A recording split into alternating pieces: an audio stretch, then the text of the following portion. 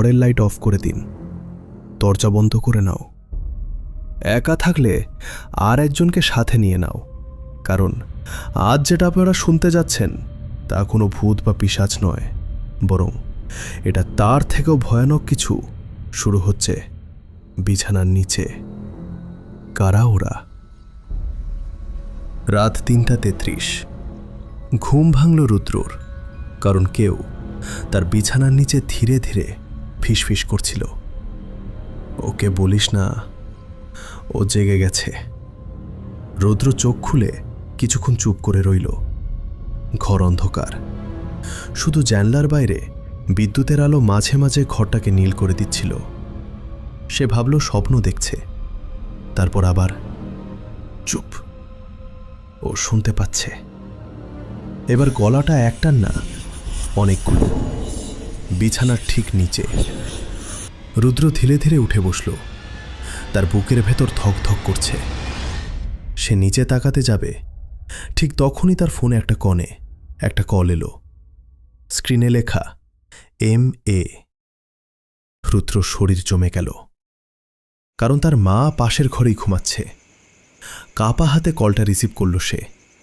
ও পাশে কয়েক সেকেন্ড নিস্তব্ধতা, তারপর খুব নিচু গলায়, বিছানার নিচে তাকাস না। রুদ্র ফিসফিস করে বলল, মা?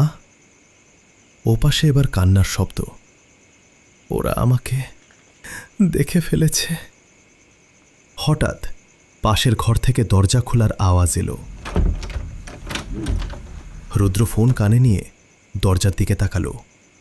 তার মা ধীরে ধীরে ঘরে ঢুকছে, কিন্তু ফোনের ওপাশ থেকেও মায়ের গলায় শোনা যাচ্ছে, রুদ্র, দরজার দিকে তাকাস না। তার হাত ঠান্ডা হয়ে গেল। তাহলে দরজায় দাঁড়িয়ে আছে কে? ঘরের ভেতরে ঢোকা মাটা মাথা নিচু করে দাঁড়িয়েছিল। তার চুল ভেজা, মুখ দেখা যাচ্ছে না, আর তার পা উল্টো দিকে ঘোরানো। রুদ্র চিৎকার করতে যাচ্ছিল। ঠিক তখনই ফোনের ওপাশে আসলো মা। কাঁদতে কাঁদতে বলল, ও মানুষ না, বিছানার নিচে লুকিয়ে থাক। হঠাৎ দরজায় দাঁড়ানো জিনিসটা ধীরে ধীরে মাথা তুলল। মুখটা পুরো কালো, চোখ নেই, শুধু একটা বিশাল হাসি। তারপর সেটা মানুষের মতো না, মাকড়সার মতো 4 হাত পায়ে দৌড়ে সোজা রুদ্রর দিকে আসতে লাগল। রুদ্র ভয়ে বিছানার নিচে ঢুকে পড়ল, আর ঢুকেই সে বুঝল ভুল করেছে, কারণ বিছানার নিচে সে একা না। অন্ধকারে অনেকগুলো মানুষ বসে আছে, চুপচাপ, হাঁটু মুড়ে, সবাই রুদ্রর দিকে তাকিয়ে। তাদের কারোর চোখ নেই, কারোর মুখ সেলাই করা, কারোর মাথা উল্টো ঘোরানো। আর সবচেয়ে ভয়ঙ্কর, সবাই ফিসফিস করে একই কথা বলছে, আরেকজন এসে গেছে।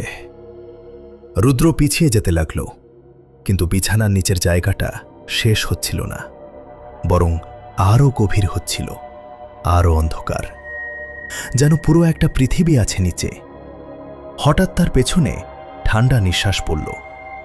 একটা গলা বলল, তুই নিচে তাকিয়েছিলি।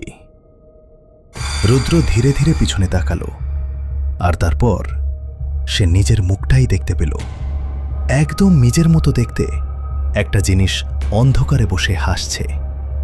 তারপর উপরে ঘরের ভেতর থেকে তার মায়ের চিৎকার শোনা গেল।